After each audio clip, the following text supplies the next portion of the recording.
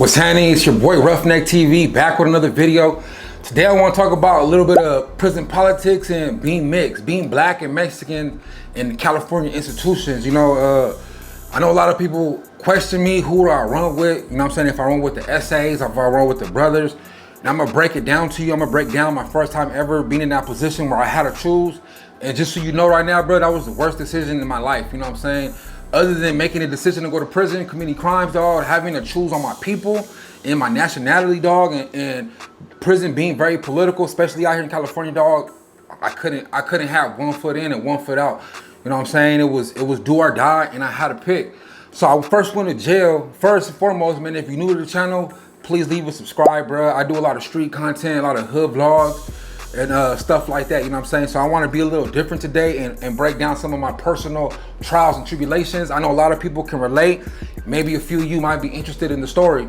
So I first went to prison, dog, at 18 years old. Mind you, I did 10 years. Not all at one time, but throughout all my prison career, you know, I did 2 years here. I did 4 years there, 3 years here.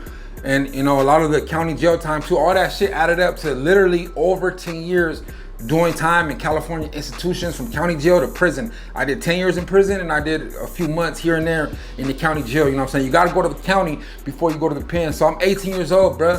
I'm still in high school. My first case, I caught assault with a deadly weapon. I'm 18 years old. I didn't even graduate yet, dog. You know, and first I'm gonna give you a little backstory. I didn't get my dad. My dad's black and my mom's Mexican, dog. I didn't get my dad until I was 12 years old, 11 or 12 years old. My dad did a lot of time in prison. So with that being said, I did not know my dad. I knew exactly who he was. You know what I'm saying? I was very familiar with my dad. My mom made sure she went out her way to take us to some conjugal visits when my dad was locked up. We used to go spend the weekend with my pops. And I was very familiar during the time my dad was in prison. I was very familiar with my black side of the family. So it's not like I just grew up strictly Hispanic, strictly Mexican, you know what I'm saying? I grew up equally both sides. And then when I was 12 years old, my dad came home, you know, and every boy wants a male father figure, dog. So I looked up to my dad. I listened to his prison stories, his war stories, you know, and growing up with my mom's side, the majority of my childhood was raised Mexican, dog. Chicano, being with my tias, my tios, my primas, my primos, my cousins, you know what I'm saying? So I grew up really Chicano, dog. I used to know Spanish. As I got older, that shit kind of washed away. That's sad on my behalf. I should have just stuck with it. But, you know, as I got older, it was an English world, dog. You know what I'm saying? As a childhood, growing up with my abuelita, she spoke to me in Spanish. My mom spoke to me in Spanish. I was not raised, but I was born in East LA, Aliso Village Projects. I wasn't raised there my whole life, dog. I moved out the projects when I was like 3 years old, moved to the IE, and been in the IE ever since. And that's what I claim, dog, represent the Inland Empire. You know, I can't be from LA if I didn't grow up in LA, dog. I don't know nothing about LA. You know, there's a lot of people who false represent. They grew up out here in the IE, dog. They went to middle school, elementary school, and high school with me. How in the fuck are you claiming LA, dog? If I went to middle school, elementary school, and high school with you, dog. You know what I'm saying? So I like being real to my roots, dog. I like being genuine. I like being authentic. I like being transparent about how I grew up. You know, so hopefully somebody can learn from what I went through, dog. I've been through everything you can think of, dog. From getting cheated on, from being locked up, from having my cars repossessed, to losing jobs, to not having jobs, to trying to find work, struggling in that aspect. So I'm gonna get to the story, dog. When I first got locked up, so that's a little backstory. I was raised on my Mexican side until I was 12, from 18 when I first got locked up, I was raised on my dad's side, dog. My dad was a big influence in my life. So when I first got locked up at 18 for assault with a deadly weapon, dog. I'm 18 years old. I was in San Bernardino County. I went to CDC County Jail. Not West Valley, I've been there. Not Glen Helen, I've been there. And not Adelanto County Jail, I've been there also. And not Riverside County Jail, I've been there also. I'm talking about when I first got locked up, I went to CDC. Dog. I'm 18 years old. I'm a baby, dog. I'm no tattoos, no facial hair, dog. Big old curly hair. I look more Mexican then than I do now. You know, and you know, they give you your bedroll after you go through classification. I get my bedroll. You know what I'm saying? I get my state toothpaste. Back then, they used to give you the red powder toothpaste, a state issue cup, a state issue spoon. I mean, county issue spoon, a county issue cup, towel, socks, drawers, bedroll, whatever, dog. So I go to J-Tank and CDC. I'm mobbing up to J-Tank. The police walk me up there. I get in there, dog. They throw me in there. It's a dorm. It's an open man dorm. It's like a 100-man dorm, if I can remember, if I can recall right. I get in there, dog. Now, I'm not knowing blacks sleep in their own section, Mexicans sleep in their own sections, and the white boys sleep in their own section, and the paisas sleep in their own section. So I'm not knowing. So I walk in the dorm, dog, early in the morning. I hop on the first bunk I see. It's like 10 a.m., dog. Not even that. It's like 9 a.m. They just got through having breakfast. Everybody's asleep besides the Southsiders, dog. The Southsiders, they like to program where they stay up after breakfast. You know what I'm saying? But everybody else gets up at 10. I don't know if you heard 10 10. That's normally how it is throughout jail, especially in California. 10 p.m. to 10 a.m., it's quiet program, dog. You know what I'm saying? People got to go to court tomorrow. People are stressing over the cases. You got a lot of OGs that need their sleep. And a lot of youngsters need to tone it down because a lot of youngsters are be wilding, dog. So that 10 to 10 being in effect on purpose and for a reason. So I walk to the first bunk I see, dog, not knowing it's a Mexican bunk. CDC, county jail, they have 3-man bunks. I see a bottom bunk open. I slide my mat in there. Boop. The SA hops up. He's like, who do you run with, dog? Are you brother or are you a Mexican? I'm like, I'm both. And he's like, oh, you're both? He's like, did you gangbang? I'm like, I don't gangbang, dog. I'm just who I am. He's like, where you from? LA or right here, San Bernardino County? I'm like, San Bernardino County. They're like, have you been in jail before? I'm like, no, this is my first time ever being locked up, arrested or anything, dog. So boom. The Mexican's confused. He's like, fuck, you're black and Mexican. You don't gangbang. Like, so who are you going to run with? You know, I had a split decision, dog. In county jail, I don't have 20, 30 minutes or an hour or 2 hours or 2 days to figure out who I'm going to run with, dog. You know, so he was like, who, like, what are you? What's your dad? My dad's black. My mom's Mexican. You know, shout out to that Mexican, dog. I wish I remembered your name, but, you know what I'm saying? Him being Mexican and him understanding how it is when you're first locked up, dog. I was a newbie. I was 18 years old. He was like, well, you got to, you know, the blacks are over there. And, you know, the Mexicans were right here, dog. This is our bed area right here, dog. And county jail, dog, CDC at that time, the Mexicans outnumbered the blacks, dog. It was like 6 SAs, 6 Mexicans to 1 black. You know what I'm saying? So it was like, nigga, half the dorm was Mexicans, dog. And a little bit of portion was blacks, whites, and paisas.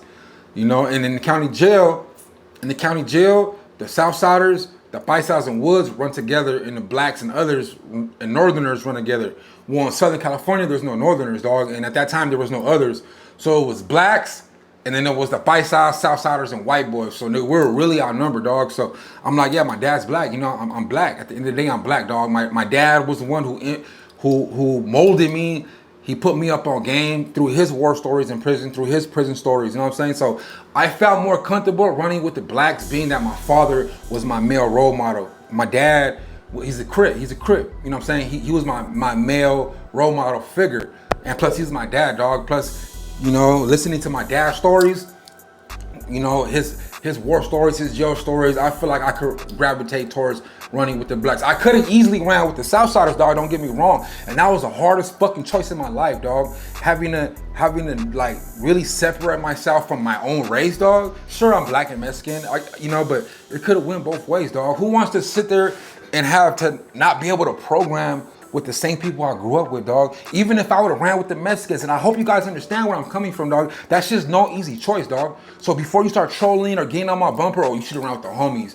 I could have. It could have easily went both ways, dog. But I grew up with my black side and my Mexican side evenly, 50-50%, dog. I will never show any favoritism to one side of my race and not the other. What the fuck do I look like? I'm a real one, dog. I'm a real one. You know what I'm saying? I would never, oh, I'm more Mexican than black, or I'm more black than Mexican, or fuck the SAs, or fuck the blacks. You know, and that was never like that with me, dog. You know what I'm saying? Because if I said fuck one side and not the other, that's showing favoritism, dog. That's choosing up. And I'll never choose up on my people, dog. Now, as a grown man, if I would have got locked up now, for the first time, dog, I don't know. I would have had a hard time, dog. I would have been catching phase, dog, because I can't choose. I can't choose, but at the same time, nobody's bigger than the program.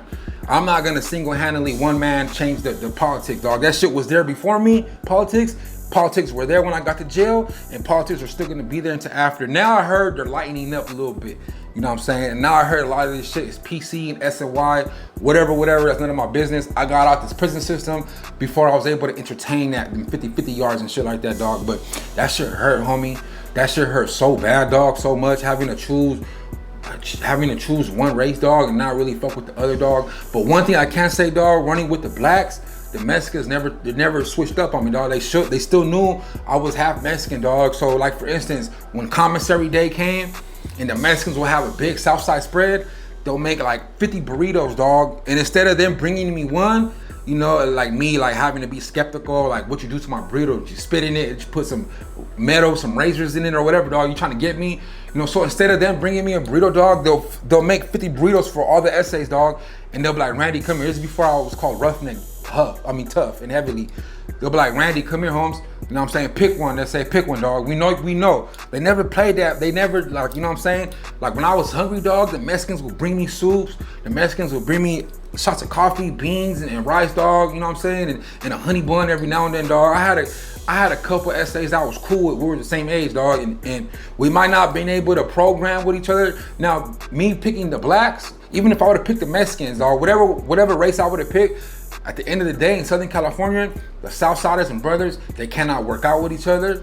They can't program with each other. They can't play card games with each other. They can't even fucking shower at the same time with each other, dog. They can't sit on the same tables with each other, dog. You know what I'm saying? And they can't sit at the same, like, they just, you can't even, dog. In some county jails, dog, it's so political. The Mexicans have their day room tables. The blacks have their day room tables, dog. You know what I'm saying? And if I was to, like, walk through the essay tables, it could be an issue, dog. You know what I'm saying? The Mexicans could bring it up and they'd be like, hey, home, dog, you can't be walking through our tables, which I respected. But at the end of the day, dog, the Mexicans knew where my heart lay, dog. You know, and I'm gonna tell you some more stories in future videos, but I'm gonna give you a little rundown real quick. During riots and shit like that, a lot of the essays I was cool with, like we'll squad with the essays I didn't fuck with, and they'll squad with the blacks I didn't fuck with, but like say if I laid a couple Mexicans down, whatever, boom, and there's some Mexicans left, right? I gotta go get them. If they're the homies, if I fuck with them, we'll bypass each other. You know what I'm saying? You know, it's like an unspoken rule, dog. It's an unspoken rule of thumb. You know what I'm saying? But yeah, that's my experience, dog. And for those of you who never been in jail, dog, and you're mixed, if you're a half-breed like me, I'm sure if you're black and white too, dog, or if you're black and Mexican or whatever, dog, the main four races are white boys, blacks, Hispanics, and paisas, dog, and others, the Asians, Samoans, and shit like that. But they program with us. They don't run with us like they used to. The others, they're their own car. You know what I'm saying? We call them car. Like, what car are you gonna roll in, dog? What car are you rolling in? You know what I'm saying? We call it car. You got the others, they're their own car. You got the northerners, norteños, they're their own car. You got the paisas, they're their own car. And you got the willpower, they're their own car. And you got the SKIN heads too. You know what I'm saying? But they, in county jail, it's all white boys. You know what I'm saying? So, man, dog, if you're watching this, bro, if you've never been in jail, that was the toughest decision I ever had to make in my life. That sure hurt my soul. But I signed up for that shit, dog. If I don't want to have to deal with politics, I should have never fucking did crimes. I should have never caught that assault with a deadly weapon. I should have never caught them carjackings. I should have never caught them batteries and assaults on inmates, the weapon enhancements, carjack, all that shit, dog. All that shit, all my cases. You know what I'm saying? That was a hard lesson learned. But being in jail for the first time at 18 years old, I didn't learn my lesson. It took 3 prison terms, dog. I've been in prison 3 times. 3 times, not one, not twice, but 3 times, dog. My first number was an F number, F7395 now, dog. And this shit is public information, dog. If you want to look me up, look my charges up, look my crimes up, look that shit. I got nothing to hide, dog. I never snitched on nobody, and I don't got no R on my jacket. I don't got no RAPE. I ain't got no funny shit on my shit, dog. I've been solid through my whole prison career, you know. And will I take that back? If I could go back in time, will I do it over, dog, and avoid jail? Nah, homie, because jail made me, dog. If I would have never experienced all the shit I experienced in my life, from prison to all my trials and tribulations, to fucked up toxic relationships, to getting cars repo, to struggling, finding jobs, to getting mad at people, taking my frustration and my anger out on my mom and dad and loved ones and homies and baby mamas and shit like that, dog, I would never be where I am right now, dog. That shit built me. That shit built me up. That shit built character. Sure, a lot of that shit's embarrassing. Sure, like, I don't wish that shit on nobody, but me personally, it made me who I am, dog. I feel like I wouldn't be able to share my testimonies with the world. I feel like I wouldn't be able to give y'all some good ass hood vlogs like I did. You know what I'm saying? Because no one's gonna let no square motherfucker in the hood, dog. No one's gonna let nobody they can't relate to in the hood. When I don't gangbang myself, bro, but when I go fuck with the gang members in the hoods, we see eye to eye. We've been through the same shit, the same struggles, dog. We've been through the same shit. A lot of them I was on a yard with. So they know I'm coming legit. I'm coming with pure good intentions to give them a voice, to give them the limelight. A lot of people don't like going in the hoods like that. Sure, you got Tommy G, another hood vlogger. You got Real MVP TV, but none of them been through the pen like I did, dog. I've been in and out that system, dog. I ran through that prison, dog. I had keys before, you know what I'm saying? I ran yards, I ran county jail dorms. Not proud of that shit. Like I said, that shit's embarrassing, but it's the reality I lived in. It's the reality a lot of us have been through, dog. You know what I'm saying? A lot of us try to get out that shit, but a lot of us don't have no choice, dog. A lot of us are born into those environments. You know what I'm saying? We don't have that choice when we're kids to pick and choose what neighborhoods we want to live in, how we want to grow up, if we want to struggle or not, dog. Our parents have a choice, but a lot of that shit stems from generational curses, dog. Mamas, grandparents come from welfare, dog. So it's inevitable for a lot of us to come from that lifestyle, dog. It's up to us to break that lifestyle, to break that curse. You know what I'm saying? I'm trying, dog. I'm not perfect. I'm trying, dog, but you know what I'm saying? Hopefully one day, and it's never too late. I might be getting a little older, dog, but it's never too late to influence, dog, and lend you my voice and lend you guys some of my experiences I've been through, man. I just wanted to share that with you, dog. You know, that shit wasn't cool. I hated it so much, but I know a lot of people ask me who I run with, who do I run with in prison. A lot of people say I talk Mexican. A lot of people say I'm not black enough, dog. A lot of Mexicans say I'm not Mexican enough. A lot of blacks say I'm not black enough. Even the Mexicans say, what are you, dog? Even blacks say, what are you? Some blacks think I'm Mexican, dog. Some Mexicans think I'm black. Some Mexicans think I'm Mexican, and some blacks think I'm black. A lot of people think I gangbang. I don't gangbang. I'm just a real street nigga, D. I'm just a real street nigga, G. I don't know. This is the life I come from, dog. I chose this shit. I chose to sign up for this shit, dog, and it's the shit I gotta stick by to this day. You know, I might want to change, dog. I might want to be better, be a better person. I'm a truck driver now, you know what I'm saying? I ain't got time for that street shit. But at the end of the day, I come from that. I come from that environment, dog, and I chose to live my life how I lived it. I could have easily wanted to go to college at 18. I chose jail, dog. I was out there fucking up, running the mud, committing crimes, getting myself into things where I couldn't get myself out of. I had to go sit down and learn my lesson, dog. I'm the type of person where I learn physically. I can't learn from somebody just talking to me. I can't learn from somebody with 2 college degrees, you know what I'm saying, that learn from textbooks, that never experienced the life I experienced. I'm not gonna listen to you, homie. I'm a knucklehead. I gotta go figure life out the hard way. I'll listen to the OG in the hood that's been through the same shit I've been through before I listen to a motherfucker, somebody who has degrees, who ain't never lived this life, dog. I can't listen to no fucking counselor, no psychiatrist, psychologist, or whatever. I'm not gonna listen to you, dog. Your words don't resonate with me because you ain't lived this lifestyle.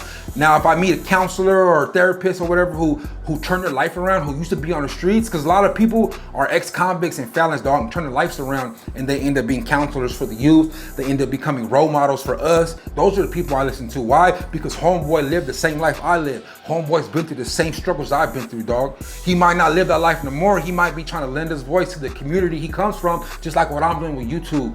You feel me? I hope you guys like this video, man. Roughneck TV, I'm signing out, man. Make sure you like, subscribe, go binge watch some of my videos, dog. Real, recognize real on every level.